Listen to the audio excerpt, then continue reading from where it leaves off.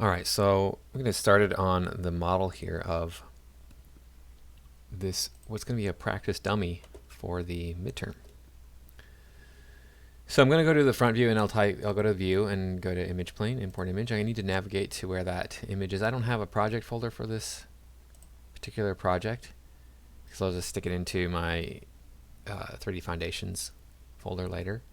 It's going to be on my data D, and I have a drive on here that I need to get to, which I am not. I'm so bad at finding stuff. Let's go with name here. There we go. Okay, and then my models, and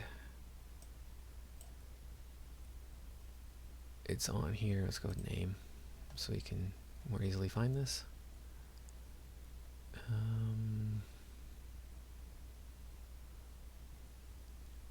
Alright, so maybe it's not on here because I don't see it anywhere. There it is, training dummy, open. That's it.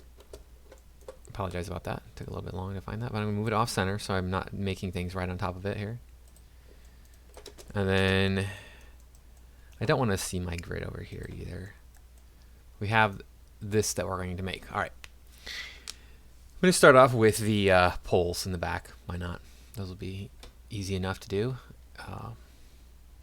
So this is a cylinder, right? Cylinder here. In my inputs, go to the channel box and go to the inputs here, and we will take the radius. I'm just going to click on the word radius, middle click and drag, get that down lower. This is obviously off center. Let me undo that move. I'm going to move this over so it's more centered on here. And then that looks like it's about too wide. Let's see, go to the cylinder, go to 0.15 maybe.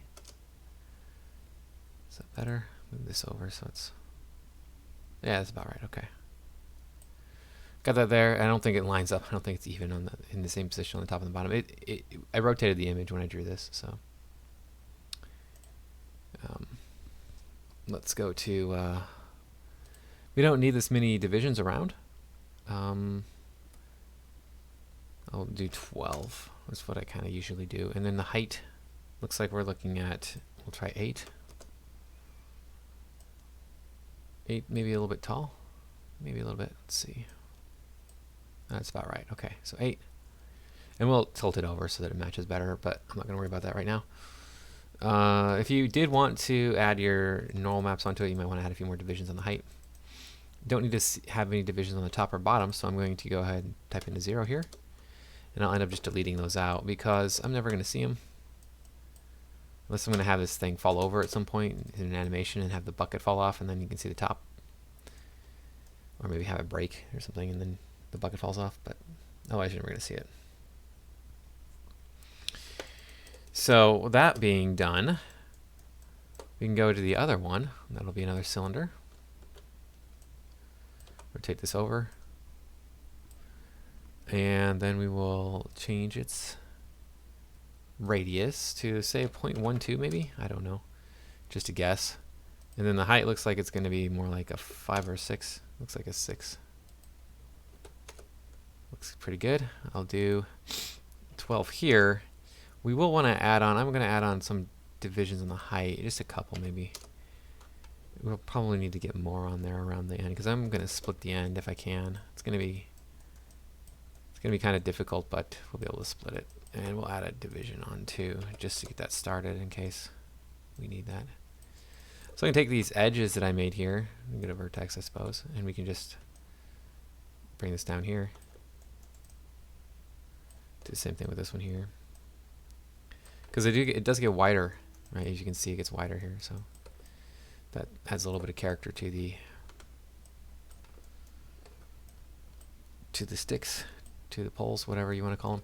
Then we can add some in the middle. You just go to your insert edge loop tool.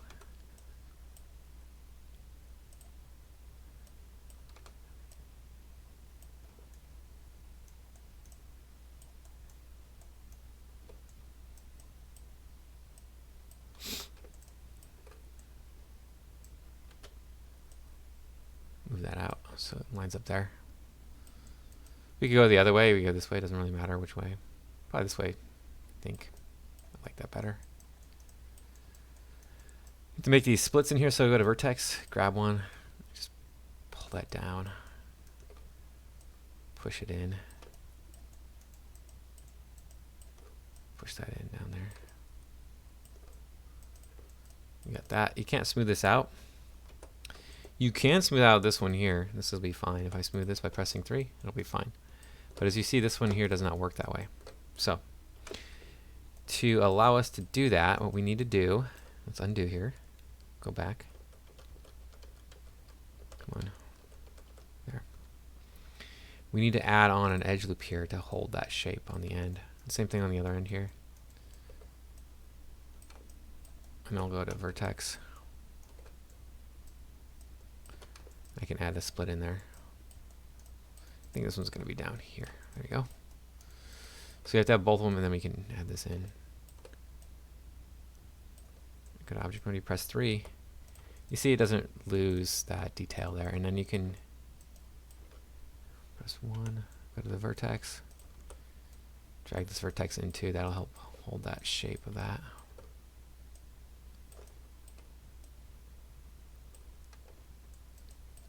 Maybe pull these over, rotate them, so it has that shape better. Pull these in this way.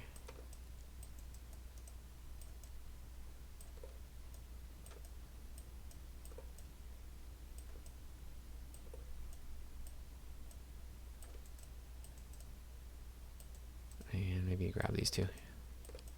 Kind of get the shape to look more like a broken angled piece of wood on the end. Take it in there, and then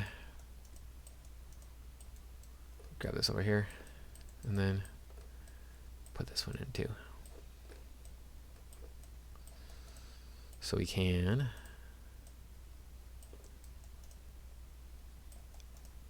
simulate that detail on both ends.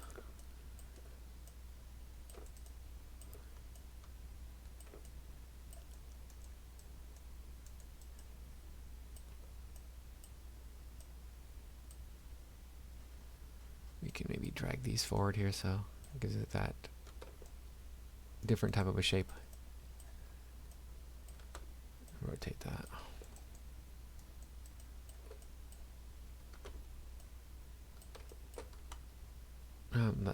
Yeah, I think I'll rotate that a little bit that way. Maybe take these, kind of bring them in too. So you have that split wood now.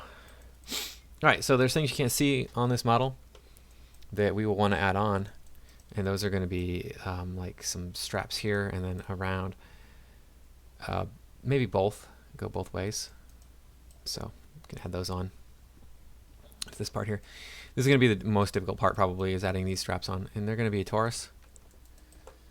We are going to reduce the number of divisions on this torus by quite a bit. So on the height, we only want 8 at the most, because if we press 3, it still makes a circular outer ring.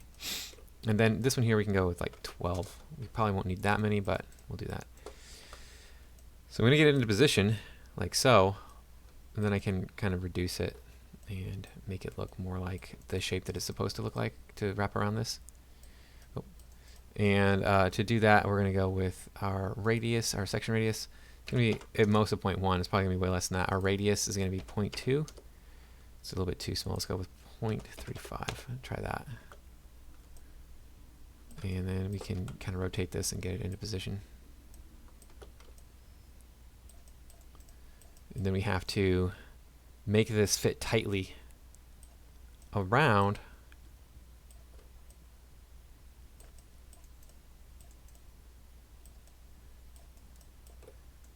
So go to vertex here. Actually, let's take this section radius a little bit smaller, 0.8, and then we can take the radius down to 0.33. 0.33. I don't know what happened there. All right, and then we can take these. Go to like vertex here. Before we do that, I'm going to duplicate this. Control D is your duplication, and then we'll rotate this over. So go the other way. And then I'm going to move this out of the way. In case we want to use that, I'll just have that back up there. I might not use it, but I'm going to have that.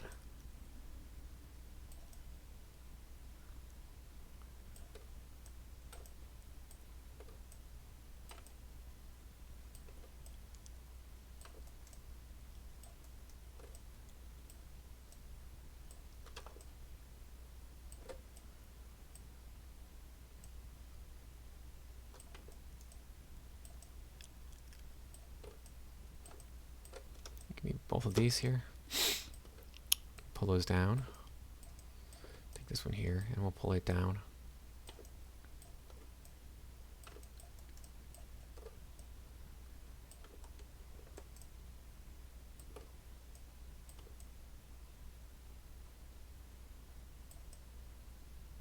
And then maybe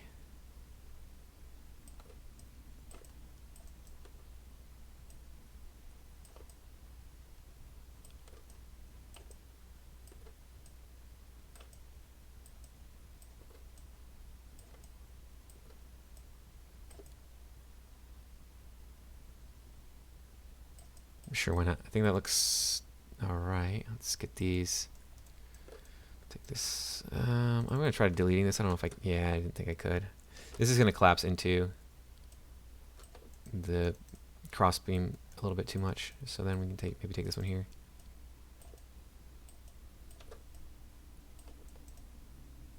Okay. See, something like that. And then we can put this over here. And we can make this one fit around as well. So you have two. You could put a knot on this and stuff, but I'm not worried about that. I don't think I'm going to do that. That's more work that you don't need to worry about either. You have a time limit on this, so you don't want to spend a lot of time doing stuff that is unnecessary. Maybe.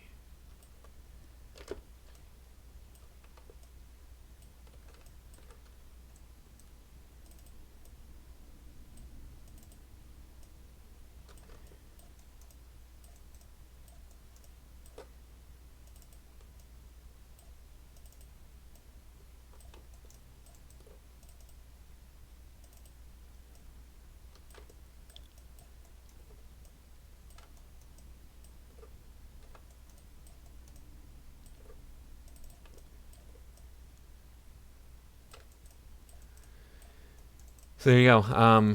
You have that. You could flatten this out too. You could take and flatten some of these outer faces here. You could scale that maybe. Help flatten that a little bit because these cords and stuff tend to flatten when you tie them, right?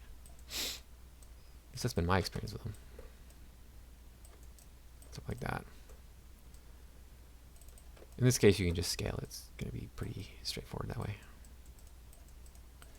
You got some notion of a little bit of a cord back there so that you can, when you're looking at it from behind, you go, oh yeah, it's tied on. Okay, I see how it works now. You don't want to leave out those details. All right, so we'll move on to the bucket in the next video.